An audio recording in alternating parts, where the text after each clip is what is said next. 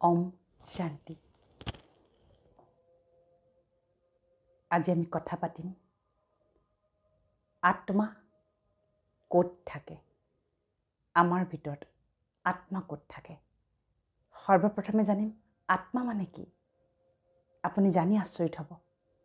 আজি আপোনাৰ যি ঘটি আছে জীৱনত, যি দুখ সুখ অসূয়া অশান্তি আপোনাৰ যিবিলাক হৈ আছে জীৱনত, সেয়া সকলো আপোনাৰ আত্মাৰ দ্বাৰা হৈ আছে। আপোনাৰ আত্মাই কৰোৱাই আছে। আচৰিত পাব যদি আমি সেই আত্মাকেই ট্ৰেইনিং দি লওঁ, সেই আত্মাক যদি আমি নিজৰ মাজলৈ কাবু কৰি ল'ব পাৰোঁ, সেই আত্মাক যদি আমি নিতৌ তাক যদি আমি পৰিচৰ্যা কৰোঁ, তেতিয়া কিন্তু কি হ'ব, আপোনাৰ যিবিলাক ঘটি আছে, যিবিলাকৰ কাৰণে আপুনি জীৱনত অসূয়া অশান্তি নানান ধৰণৰ কিবা কিবি যিবিলাক বিসংগতি আপুনি সন্মুখীন হৈছে, সেইবিলাক কিন্তু লাহে লাহে আপোনাৰ নোহোৱা হৈ যাব। গতিকে আত্মাৰ সৰ্বপ্ৰথমে জানিম যে আত্মা মনুষ্য দেহৰ আপোনাৰ কোনখিনিত আত্মা থাকে আৰু সেই আত্মাই আপোনাক কেনেকৈ পৰিচালনা কৰি আছে, যাৰ বাবে আজি আপুনি জীৱনত দুখ অশান্তি অসূয়া বিপদ আপদ ভাল বেয়া তিৰস্কাৰ অপবাদ ইত্যাদিকে লৈ যত যি চলি আছে ঘটি আছে ঘটাই আছে, সেয়া কেনেকৈ আপোনাক আত্মাই সূক্ষ্মভাৱে কৰোৱাই আছে। খুব ইণ্টাৰেষ্টিং। সেইকাৰণে কেতিয়াবা আমি যেতিয়া মানুহ বিবুদ্ধিত পৰে, জ্ঞানীজনে কয় অন্তৰাত্মাক সোধা। মানে তোমাৰ অন্তৰত, অন্তৰ মানে কি? অন্তৰ মানে তোমাৰ ভিতৰৰ অংশত, বাহ্যিকত নহয়, আন্তৰিকত তোমাৰ যি আত্মা আছে সেই আত্মাক সোধা কি কৰাটো উচিত বা অনুচিত। আপুনি কেতিয়াবা মন কৰিছেনে?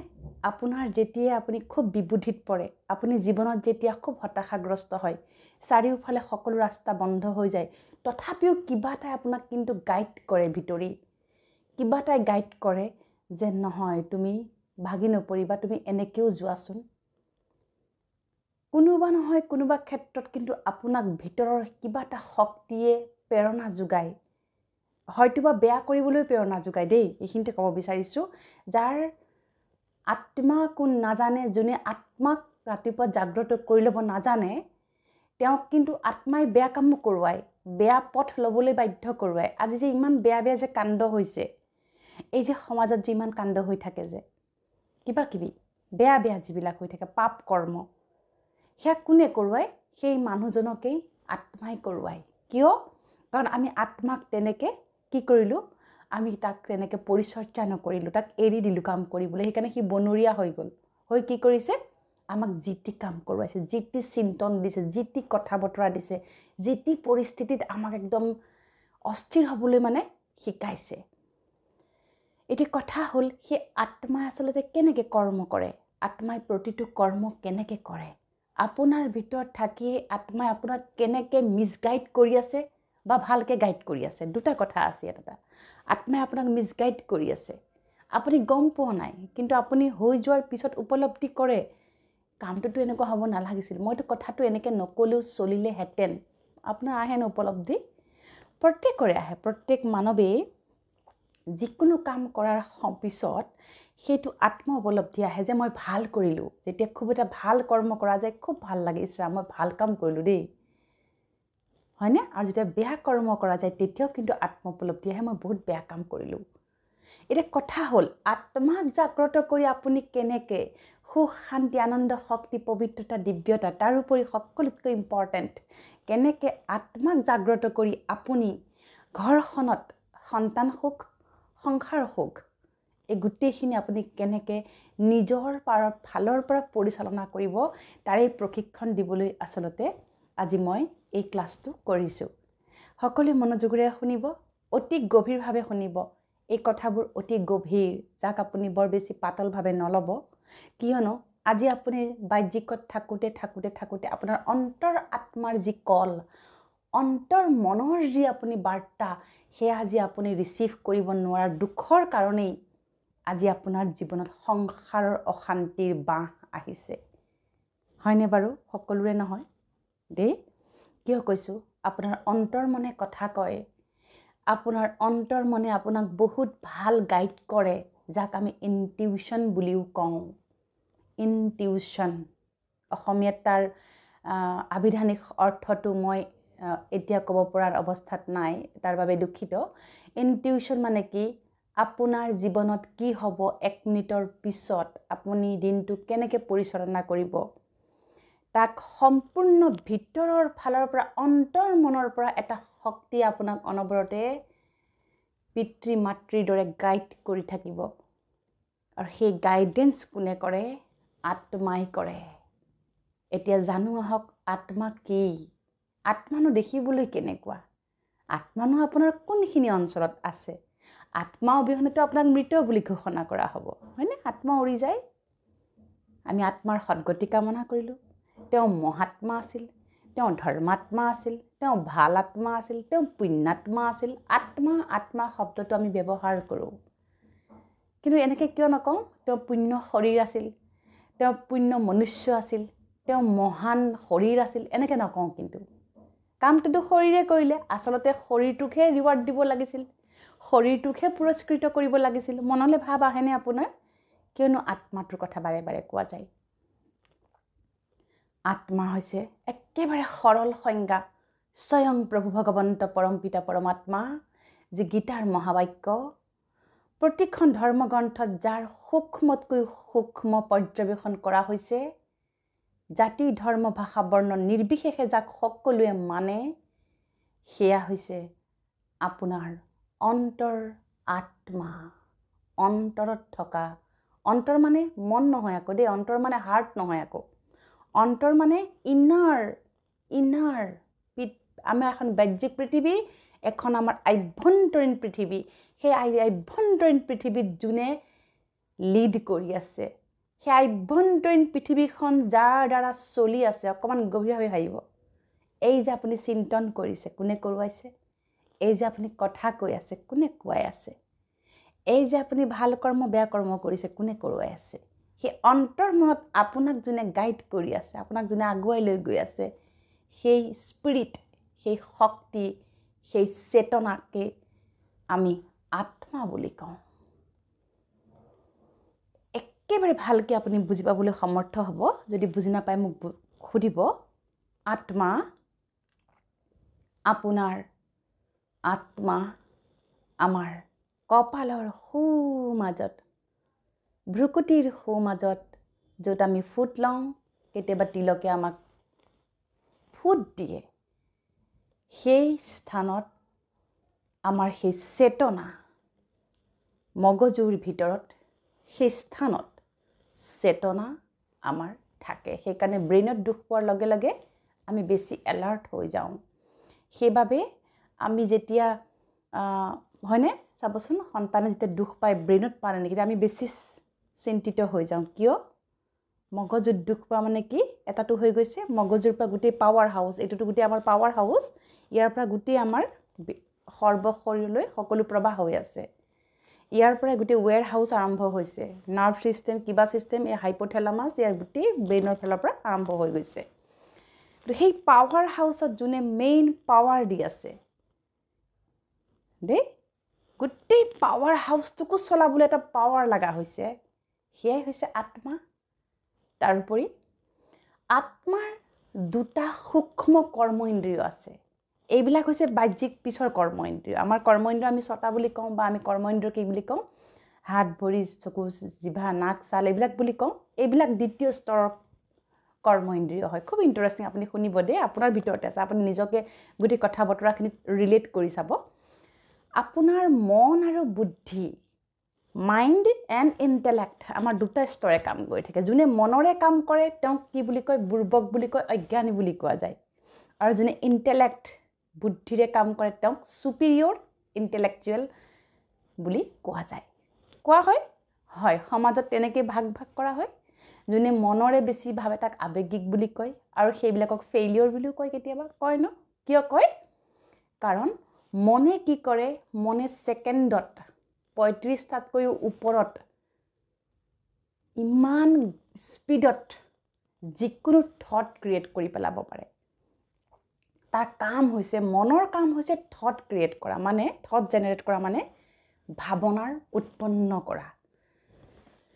আজি আপোনাৰ যে দুখ অশান্তিবিলাক হৈ আছে দেই, আপুনি একদম ভালকৈ শুনিব। আপোনাৰ যে দুখ অশান্তিবিলাক হৈ আছে, আপুনি এই মনতেই ভাৱনা লৈছে, মনকেই সিদ্ধান্ত কৰিবলৈ দিয়াৰ কাৰণে আজি আপুনি দুখ অশান্তিত ভুগি আছে। আপুনি বুদ্ধিলৈ ছাপ্লাই কৰিবই পৰা নাই। মনত চিন্তা কৰাৰ পিছত যেতিয়া বুদ্ধিলৈ আমি বস্তুটো ছাপ্লাই কৰিম, বুদ্ধিয়ে আপোনাক নিৰ্দেশনা দিব, য়েছ এইটো ৰাইট, এইটো ৰং, এইটো নকৰিবা, এইটো কৰিবা, এনেকৈ নাভাবিবা, তেনেকৈ ভাবিবা, এইটো কৰিবা। সেইখিনি কৰিবলৈতো আমাৰ আজি কি হৈছে? শক্তিৰ অভাৱ হৈছে। কি অভাৱ হৈছে? কাৰণ আমি ফাৰ্ষ্ট, ছেকেণ্ড, থাৰ্ড, তৃতীয় ব্যক্তিক আমি ধৰি ল'লোঁ। আপুনি জীৱনত চাব, এটা সৰু উদাহৰণ দিওঁ। যেতিয়া এটা সম্বন্ধৰ মাজত তৃতীয় ব্যক্তিৰ প্ৰৱেশ হয়, তেতিয়া কি হয় বাৰু? আৰু সেই তৃতীয় ব্যক্তিয়ে যদি অনৰ্গল যদি আপোনাৰ আৰু তেওঁৰ মাজত সোমাই থাকে, তেওঁই সিদ্ধান্ত ল'বলৈ আৰম্ভ কৰে আপোনালোক দুজনৰ হৈ পেলাই, কি হ'ব আপোনাৰ জীৱনটো? বুজি পাইছে? কি হ'ব? জীৱন চেডেলি ভেদেলি হৈ যোৱাৰ সম্ভাৱনা আছে। কি হ'ব? আপোনালোকৰ যিটো স্বতন্ত্ৰতা সেইটো নোহোৱা হৈ যাব। তেওঁ কি কৰিব? আপোনালোকৰ ওপৰত ডমিনেশ্যন কৰিবলৈ আৰম্ভ কৰিব। কি কৰিব? তেওঁ আপোনালোকৰ মাজত কি কৰিব? সম্বন্ধবিলাকক ফাট মেলিবলৈ আৰম্ভ কৰিব। কিমান যে কি হ'ব পাৰে? এতিয়া বুজি পাইছেনে বাৰু? যেতিয়া আপুনি মন হৈছে তৃতীয় স্তৰৰ চেতনা। প্ৰথম আত্মাৰ সূক্ষ্ম কৰ্ম ইন্দ্ৰিয় দুটা, মন আৰু বুদ্ধি। বুদ্ধি ফাৰ্ষ্ট, মন ছেকেণ্ড। এতিয়া আমি কি কৰিলোঁ? মনক প্ৰাধান্য দিবলৈ গৈ আমাৰ যি মেইন আমাৰ জীৱনৰ, আমাৰ যিটো মুখ্য জীৱনৰ আমাৰ যে সুখ, শান্তি, আনন্দ, শক্তি, পবিত্ৰতা, দিব্যতা হেৰাই পেলালোঁ। কিয়?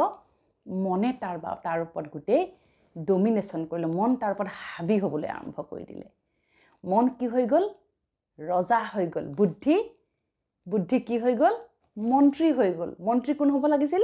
মন। ৰজা কোন হ'ব লাগিছিল? বুদ্ধি। কাৰণ আত্মাই কি কৰিছিলে? বুদ্ধিক প্ৰথম স্থান দিছিলে। কিন্তু মনে কি কৰিলে? গৈ বুদ্ধিৰ নামৰ নিচান নোহোৱা কৰি পেলাই। সেইকাৰণে মানুহে কি বুলি কয়? ইয়াৰ বুদ্ধি ভ্ৰষ্ট হ'ল, ইয়াৰ ভ্ৰম হ'ল। ভ্ৰম কেতিয়া হয়? যেতিয়া বুদ্ধিৰ নাম নিচান অন্তৰ আত্মাৰ পৰা নোহোৱা হৈ যায়। মানে হিতাহিত জ্ঞান জীৱনৰ হেৰাই পেলাই, কি ভাল কি বেয়া বিবেচনা শক্তি জিৰ' হৈ যায়। তেতিয়া মানুহৰ জীৱনত কি হয়? অশান্তি অসূয়াবিলাক আহিবলৈ আৰম্ভ কৰে। আচ্ছা, এতিয়া আমি কথাটোলৈ আহিছোঁ। হ'ল আপুনি বুজি পালে? এতিয়া আজিৰে পৰা মই যেনেকৈ আপোনাক টেকনিক দিম, আপুনি তেনেকৈ চলিবলৈ আৰম্ভ কৰক। পৰাপক্ষত কিছুমান কথা আপুনি লিখি ল'ব, নোট কৰিব। এইটোক এটা ক্লাছ বুলি ভাবি ল'ব দেই। এইখন এখন ক্লাছ বুলি ভাবি ল'ব। আজিৰে পৰা আপুনি কি কৰিব? যি হ'ল। আপুনি এনেকৈ কওক, হে মন, তই যিমান যি কৰিবলগীয়া আছিল মোৰ দ্বাৰা কৰালি, আজি মই উপলব্ধি কৰিলোঁ। তাৰমানে মই মোৰ আত্মাক মেইন পাৱাৰ হাউচক মই কি কৰিব লাগিব? এতিয়া জাগ্ৰত কৰিব লাগিব, এক্টিভেট কৰিব লাগিব। সি কি কৰিছে? কুম্ভকৰ্ণৰ নিচিনাকৈ বছৰ ধৰি শুই আছে আৰামত। তাক আমি কি কৰিব লাগিব? জগাব লাগিব। আত্মাক জগোৱাৰ মাত্ৰ 7টাই মহাশক্তিশালী সংকল্প আছে। তাৰ বাদে আপুনি ঢোল, তাল, পেঁপা, কিবা কিবি যে এইবিলাক শংখ দবা কোবাই আপুনি আত্মাক জাগ্ৰত কৰিব নোৱাৰে। অসম্ভৱ। আজি ভক্তি মাৰ্গত যিটো কৰি আছে, ঢোল, তাল, খোল, দবা চব কোবাইছে, ঢাক বজাইছে, হেৰি মাৰিছে, শংখ কোবাইছে, আত্মাক জাগৰণ কৰা আচলতে সেয়া প্ৰচেছ হয়। কিন্তু তাতো আজি আত্মা জাগৰণ হ'ব পৰা নাই। কিয় হ'ব পৰা নাই? আত্মা ক'ত জাগ্ৰত হ'ব? আত্মাই নিঃশব্দতাত, শান্তিপূৰ্ণ পৰিৱেশত, নিঃশব্দতাত, একান্ততাত আত্মাক জাগ্ৰত হ'ব। এটা সময়ত জাগ্ৰত হয়। ৰাতিপুৱাৰ 2 বাজিৰ পৰা 3:45 ভিতৰত আপুনি আত্মাক জাগ্ৰত কৰাৰ মহাসংযোগ সেইখিনি সময়ত কোৱা হয়। মহাসংগম যুগ বুলি কোৱা হয় সেইখিনি সময়ত যদি আপুনি উঠি পেলাই মাত্ৰ 21 দিন আত্মাক যদি এইখিনি কথাৰে জাগ্ৰত কৰি লয়, লাহে লাহে আত্মা জাগ্ৰত হোৱাৰ লগে লগে বুদ্ধিও সাৰ পাব। বুদ্ধি সাৰ পোৱাৰ লগে লগে মনৰ যি প্ৰকোপ আছিল, স্পীড আছিল, হাই স্পীড, মনে বেয়া ভাবিলে কিমান হাই স্পীডত ভাবে, সেই স্পীড মনৰ লাহে লাহে কমি আহিব আৰু লাহে লাহে যেতিয়া আত্মা জাগ্ৰত হৈ যাব নহয় তেতিয়া আপুনি দেখিব আপোনাৰ জীৱনৰ সাংঘাতিক পৰিৱৰ্তন আহিব কি পৰিৱৰ্তন আহিব সি নিজে আপুনি অনুভৱ কৰিব মই বুজাব নোৱাৰো ভাষাৰে হ'বনে গতিকে ৰাতিপুৱা 2 বাজিৰ পৰা লৈ 3 বাজি 45 মিনিটৰ ভিতৰত 15 মিনিটৰ কাৰণে সাৰ পাই আত্মাক জাগ্ৰত কৰক কেনেকৈ কৰিব মই কৈ আছো দ্বিতীয়তে আত্মা যেতিয়া লাহে লাহে জাগ্ৰত হ'ব তেতিয়া আপুনি জীৱনৰ যিবিলাক চলি আছে এই যে টানা আজোৰা হতাশা হুমুনিয়া কিবা কিবি ইত্যাদি যে চলি আছে এয়া সকলো আপুনি লাহে লাহে আত্মাক ৰিপৰ্ট কৰিবলৈ আৰম্ভ কৰিব তাৰমানে আপুনি আত্মাক এখন এফআইআৰ দিব ইয়াৰ ওপৰত মোৰ এইটো চলি আছে তুমি মোক মাৰ্গদৰ্শন কৰা নিজেই নিজক মাৰ্গদৰ্শন কৰিবলৈ আমি কি কৰিব লাগিব ৰিপৰ্ট কৰিব লাগিব আপুনি দেখিব প্ৰতিটো সম্বন্ধৰ প্ৰতিটো প্ৰব্লেমৰ সমাধান আত্মাই আপোনাক যেনেকৈ দেখুৱাব আপুনি আচৰিত পাব আত্মা আপোনাৰ সকলো ফালৰ পৰা জাগ্ৰত হ'বলৈ আৰম্ভ কৰিব গতিকে লিখি লওক ৰাতিপুৱা 2 বাজিৰ পৰা 3 বাজিৰ 45 মিনিটৰ ভিতৰত যিকোনো সময়ত সাৰ পাক চবেই কৰিব পাৰে জাতি ধৰ্ম ভাষা বৰ্ণ নিৰ্বিশেষে সকলো এই ক্ৰিয়া কৰিব লাগে কাৰণ আত্মা আপোনাৰ আজি শুই আছে আত্মাক জাগ্ৰত কৰি লওক আৰু আত্মাৰ আৰু এটা সৰু সংজ্ঞা আছিলে যে আত্মা মানে মন বুদ্ধি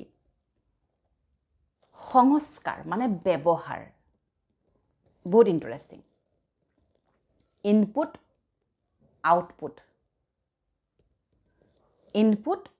প্ৰচেছ আউটপুট চাব দেই ইনপুট প্ৰচেছ আউটপুট তাৰ মানে কম্পিউটাৰৰ যিটো ভাষা আমি কিবা এটা দিলোঁ কৰিবলৈ অংক এটা দি দিলোঁ সি প্ৰচেছিং কৰি পেলাই সি আউটপুটত আমাক ৰিজাল্টটো দি দিলে ঠিক একেদৰে লাহে লাহে কি হ'ব মনে ইনপুট দিব মনৰ কাম হৈছে ইনপুট দিয়া তাৰ বেলেগ কাম নাই তাৰ সিদ্ধান্ত লোৱাৰ পাৱাৰ নাই কিন্তু মনৰ কাম হৈছে ইনপুট দিয়া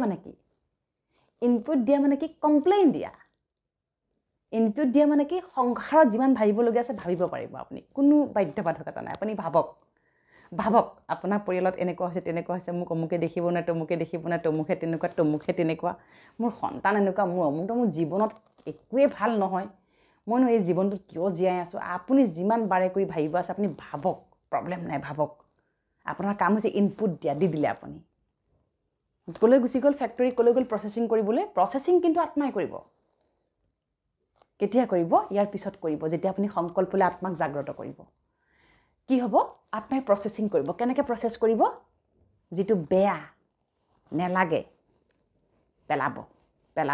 পেলাব আপুনি ভাবিব বাহ মই ইমান গাল কথা ভাবিলোঁ উত্তৰটো সেইটোহে আহিলনে মানে আউটপুট ৰিজাল্টটো সেইটোহে আহিলনে আপোনাৰ আত্মাই কি ক'ব সব ঠিক আছে তুমি পৰিৱৰ্তন হৈ যোৱা সকলোকে তুমি আদৰি লোৱা তুমি সকলোকে সহন কৰা গ্ৰহণ কৰা সকলোৰ প্ৰতি কল্যাণকাৰী হোৱা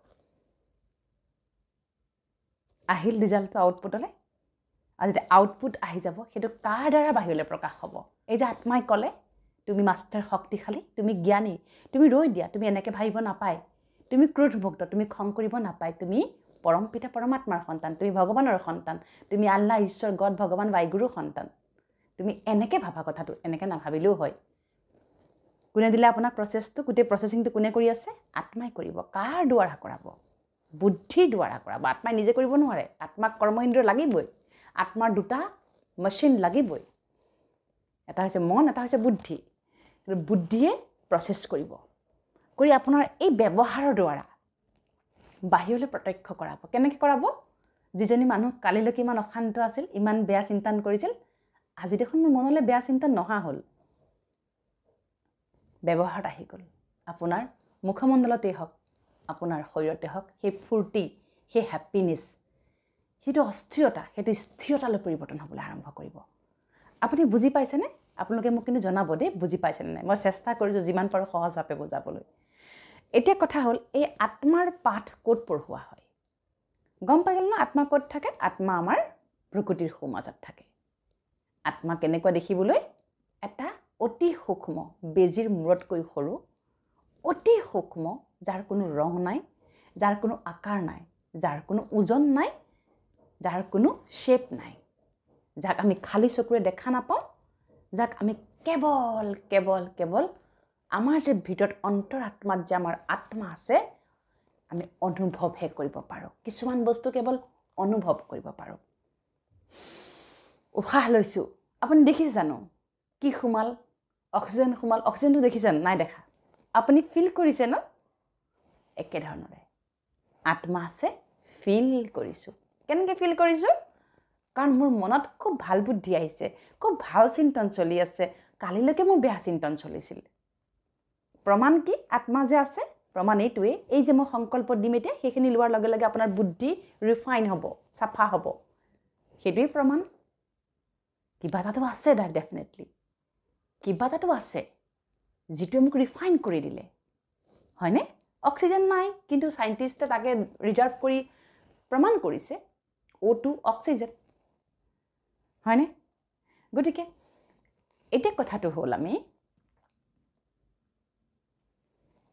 যিটো বস্তু অনুভৱ কৰি আমি জীয়াই আছোঁ চাওকচোন আপুনি হাৱা বতাহ দেখিছে জানো নাই দেখা অনুভৱ কৰিছোঁ আপুনি আত্মা কেতিয়াও নেদেখে কোনেও নেদেখে চাবও নোৱাৰে আপুনি আচ্ছা মনক দেখি পাইছেনে নাই পোৱা বুদ্ধিক দেখি পায় নেকি নাই পোৱা কিয় নাই পোৱা কিন্তু আজি গোটেই ব্ৰহ্মাণ্ডখন কোনে চলাই আছে আজি যে ইমান বিৰাট বিৰাট সৃষ্টি হৈছে সায়েন্সত যে ইমান বিৰাট বিৰাট আৱিষ্কাৰ হৈছে কোনে কৰি আছে কাৰোবাৰ মন আৰু বুদ্ধিটো কৰি আছে ব্যক্তিজনক শৰীৰটোতো লাগিবই কাম কৰিবলৈ এই কৰ্ম ইন্দ্ৰিয় লাগিব এইবিলাকো সেকেন্ড ষ্টেজৰ কৰ্ম ইন্দ্ৰিয় কিন্তু ফাৰ্ষ্ট কৰ্ম ইন্দ্ৰিয়টো কোনে কৰি আছে আপুনি অনুভৱ কৰিছেনে বাৰু যদি ইমানেই কৰিব পাৰি ইমান ডাঙৰ ডাঙৰ যদি আমি আৱিষ্কাৰ কৰিব পাৰোঁ আমি যদি এই পৃথিৱীৰ বাহিৰত গৈ বেলেগ গ্ৰহত গৈ আমি যাতে আমি স্থান কৰিব পাৰিছোঁ এই তেতিয়াহ'লে এই ঘৰ গৃহস্থী সংসাৰত যে এই সোপা চলি আছে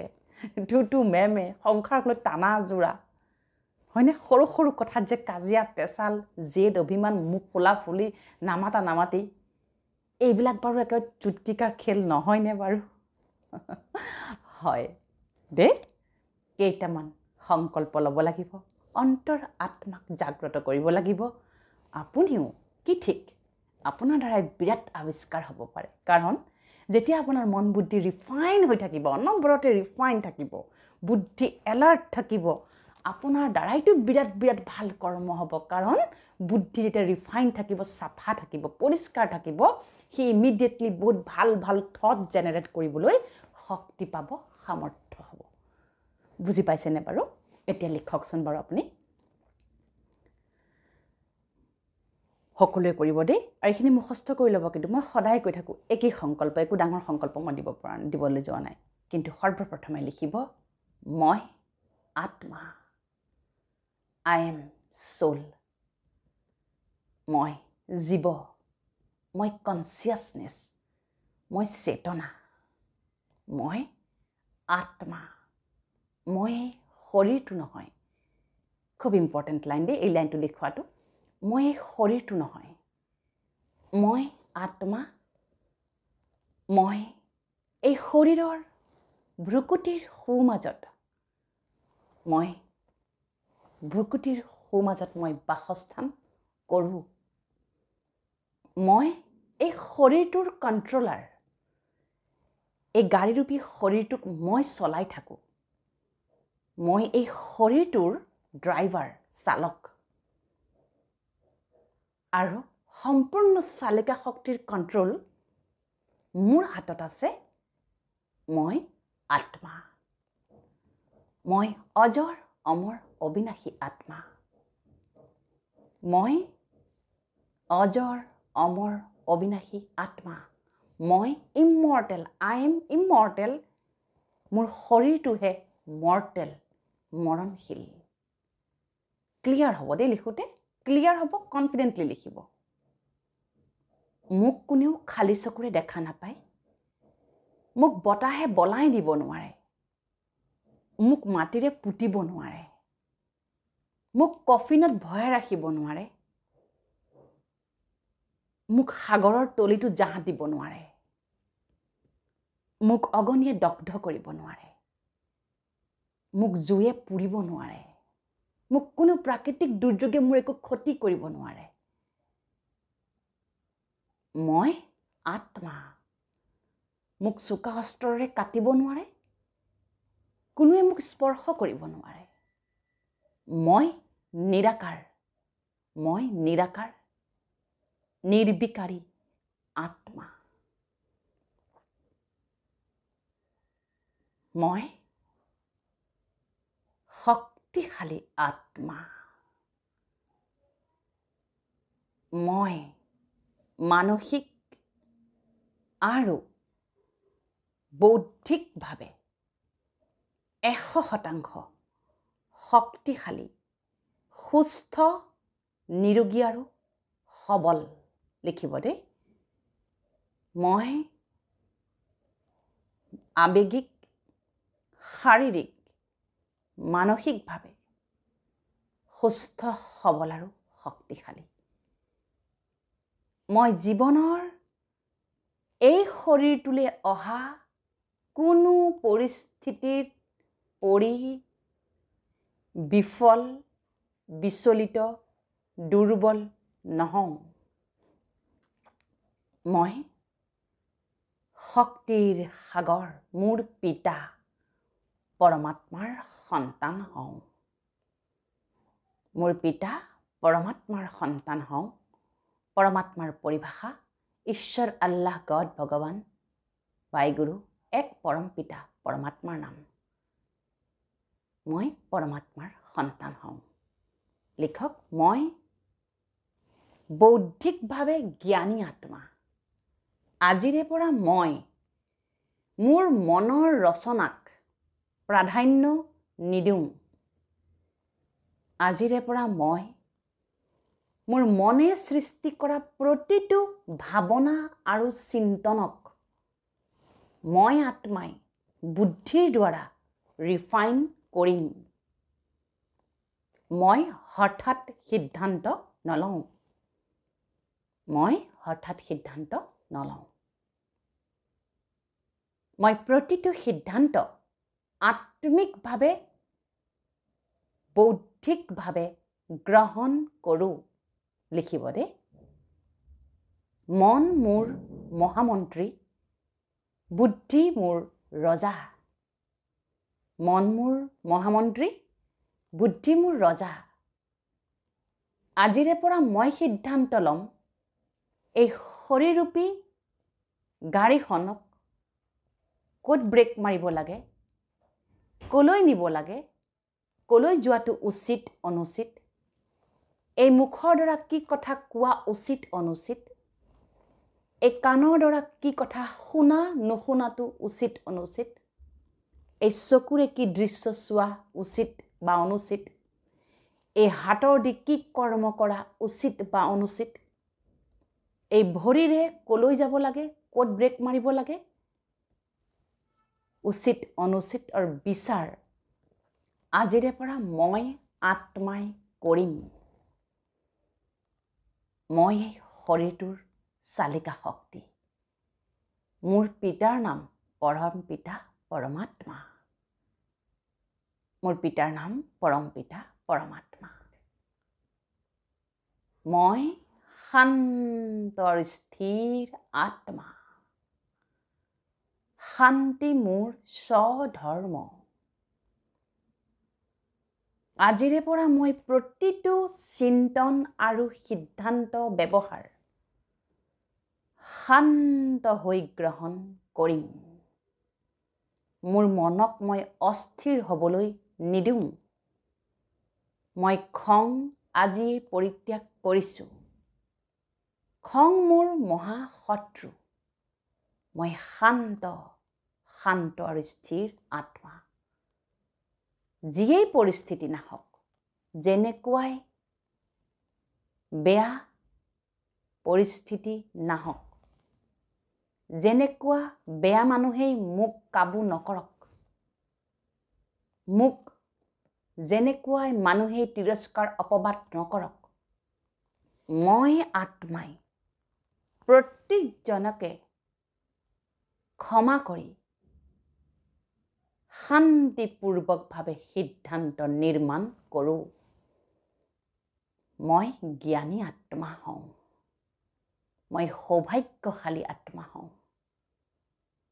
মই সফলতা মূৰত আত্মা হওঁ। মই দিব্য স্বৰূপ আত্মা হওঁ। মই প্ৰেম স্বৰূপ আত্মা হওঁ।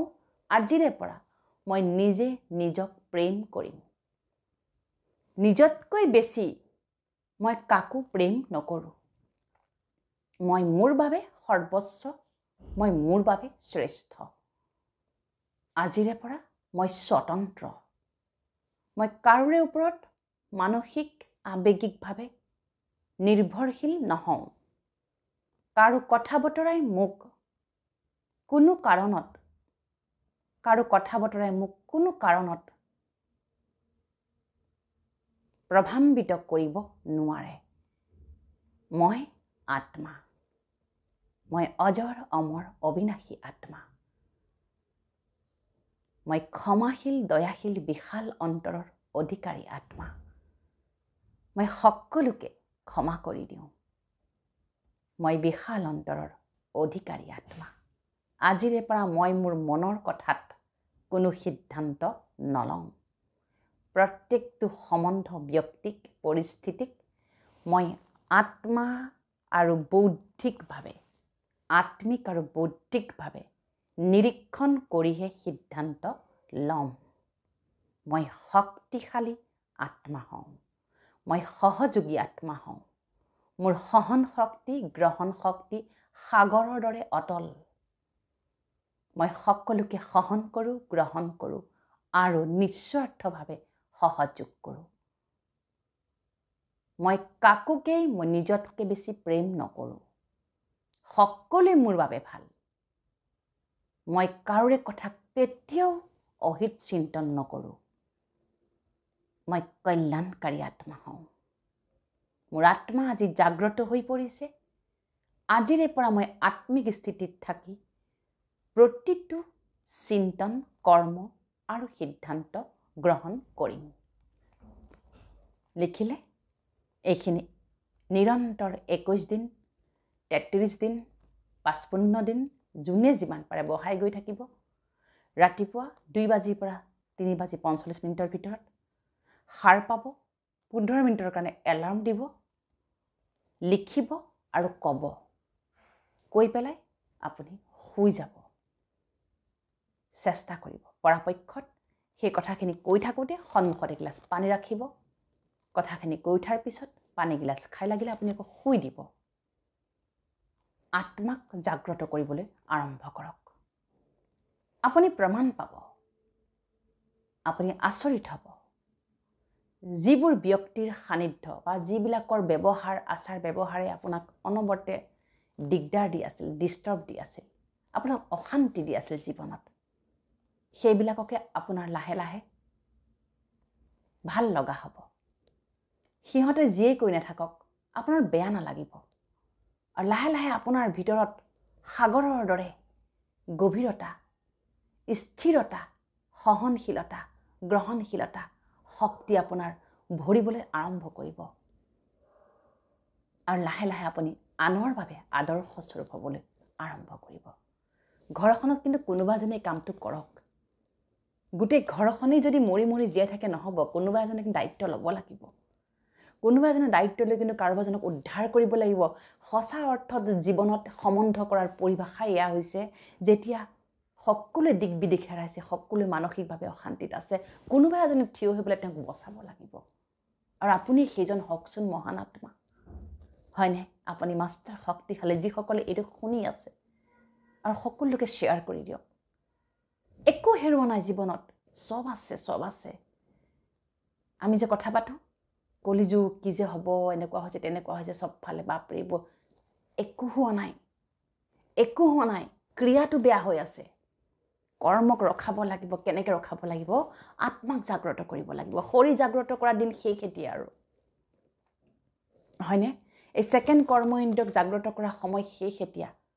শৰীৰক পৰিচৰ্যা কৰোঁতে কৰোঁতে কৰোঁতে কৰোঁতেইতো আজি জীৱনত কি হৈছে গাড়ীখন খুব ধুনীয়া একদম যিমান দামী ব্ৰেণ্ডৰে নহওক কিয় চালক যদি লটং পটং হয় গাড়ী গতি ক'ৰবাত খুন্দা মাৰি দিবগৈ নহয় জানো হয়নে ঠিক একেদৰে আত্মা আজি লটং পটং মন বুদ্ধি লটং পটং অস্থিৰ অশান্ত কাকো সহন কৰিব নোৱাৰে কাকো গ্ৰহণ কৰিব নোৱাৰে কাকো সহযোগ কৰিব নোৱাৰে কিবা অকমান কথাতে খিংখিঙীয়া খং ৰাগ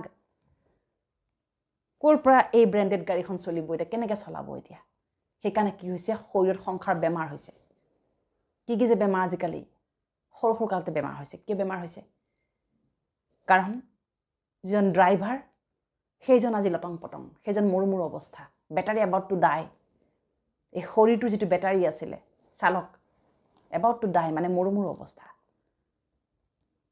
সেলফ ৰিয়েলাইজেশ্যনৰ সময় কিন্তু আহি গৈছে আত্মসূচনাৰ সময় আহি গৈছে আপুনি অনুশোচনা কৰক কিন্তু আত্ম উপলব্ধি কৰক কিন্তু একো কৰিবলগীয়া নাই আপুনি এইখিনি কৰিবলৈ ক'ৰপৰা টকা পইচা খৰচ হ'ব বাৰু মাত্ৰ এই ভিডিঅ'টো শুনিব লাগে আৰু লিখিবহে লাগে আৰু অজস্ৰজনলৈ আপুনি শ্বেয়াৰ কৰিবলৈ দিয়ক আপোনাৰ পৰিয়ালতে কৰিবলৈ দিয়ক আপুনি প্ৰমাণ পাব পাইছে হাজাৰজনে প্ৰমাণ পাইছে জীৱনত দেই গতিকে এইখিনিতে কওঁ এই আত্মা জাগ্ৰত কৰাৰ প্ৰচেছৰ ওপৰত বিভিন্ন সমস্যা থাকিব তাৰ ওপৰত কেনেকৈ সংকল্প লৈ আপুনি আত্মাক ৰাতিপুৱা সংকল্প দিব তাৰ ওপৰত মোৰ এখন কিতাপ প্ৰস্তুত কৰি উলিওৱা হৈছে যেনেকৈ সমস্যা তেনেকৈ সমাধান সেই কিতাপখন পাবলৈ আপুনি স্ক্ৰীনত দিয়া নম্বৰত আপুনি হোৱাটছআপ মেছেজ কৰিব পাৰে দ্বিতীয়তে যদি আপোনাৰ ব্যক্তিগত কিবা সমস্যা আছে বেছি সমস্যা আপুনি পৰা নাই শেষ হৈ গৈছে সব ফালৰ পৰা সন্তান সংসাৰ স্বামী স্ত্ৰী পৰিয়াল পৰিজনৰ মাজত খোৱা কামোৰা হাহাকাৰ আপুনি কাউন্সেলিং কৰিব পাৰে তাৰ বাবে আপুনি মেছেজ কৰিব লাগিব মই বাৰে বাৰে কওঁ ফোন নকৰিব অনুৰোধ তৃতীয়তে মেডিটেশ্যন ৰাজযোগ মেডিটেশ্যনৰ ইমিডিয়েটলি আপুনি কিন্তু পাঠটো পঢ়ক মাত্ৰ 21 দিন দিয়ক ওচৰৰ প্ৰজাপিতা ব্ৰহ্মকুমাৰী বিশ্ববিদ্যালয়লৈ যাওক গৈ তাত আপুনি ৰাজযোগৰ প্ৰশিক্ষণটো লওক জীৱনৰ অকণমান সময়টো দিয়ক আত্মাক জাগ্ৰত কৰিব আপোনাৰ ঘৰত সেই পৰিৱেশ নাই দিয়া আপোনাৰ ঘৰত সেই বায়ুমণ্ডল বনাবলৈ সময় লাগিব সেইবাবে আপুনি ব্ৰহ্মকুমাৰীত যাব লাগিব আৰু যেতিয়া লাহে লাহে পৰিৱেশটো ঘৰত বনিব ঘৰতো আপুনি প্ৰেক্টিছ কৰিব পাৰিব কিন্তু প্ৰথম আৰম্ভণি কৰিবলৈতো পবিত্ৰ স্থান ডোখৰ লাগিব ঘৰখনতো নোৱাৰে কাৰণ গোটেই ভাইব্ৰেশ্যন নেগেটিভ হৈ আছে এনাৰ্জি নেগেটিভ হৈ আছে সম্বন্ধৰ মাজত যেতিয়া টুটু মেমে চলি থাকিব সেই ঘৰখনত কেতিয়াও পজিটিভ এনাৰ্জি থাকিবই নোৱাৰে দেই বুজি পাইছেনে বাৰু মই আশা কৰিছোঁ আপোনালোকে বুজি পাইছে গতিকে এইখিনি কৰিবলৈ আৰম্ভ কৰক আত্মাক জাগ্ৰত কৰক আৰু আত্মাক জাগ্ৰত কৰিবলৈ কিন্তু সতৰ্ক হ'ব লাগিব প্ৰথম পানী গিলাচ সংকল্প দিহে খাব লাগিব প্ৰথম চাহ কাপ বা কফি সংকল্প দি বনাই খাওক বাকী কোনে ক'ত কি কৈছে সেইবিলাক বাদ দিয়ক আপুনি যি হোৱাটো বিচাৰে সেইটো কৰি আপুনি খাওক তৃতীয়তে যেতিয়াই আপুনি বাহিৰলৈ যাব সবচে ইম্পৰ্টেণ্ট সংকল্প আত্মাত আজি কি সংকল্প দিছিলোঁ যাতে আপোনাৰ ৰিভিজন অনবৰত চলি থাকে বোলে ৰাতিপুৱাই ল'লোঁ সংসাৰলৈ পাহৰি গ'লোঁ নহ'ব পৰিস্থিতি আহিছে মই আত্মা মই মাষ্টাৰ শক্তিশালী আত্মা মই পাৰিম মই মুখামুখি হ'ব পাৰিম পৰম পিতা পৰমাত্মা মোৰ সন্তান মই ভগৱানৰ সন্তান মোক তেওঁ সহায় কৰিব বাছ হ'বনে বাৰু আপোনালোকৰ জীৱনটো বহুত ভাল হওক কেৱল এটাই কামনা কৰোঁ আপোনালোক সুখ শান্তি আনন্দ শক্তি প্ৰাচুৰ্যতা পবিত্ৰতাৰে পৰিপূৰ্ণ হওক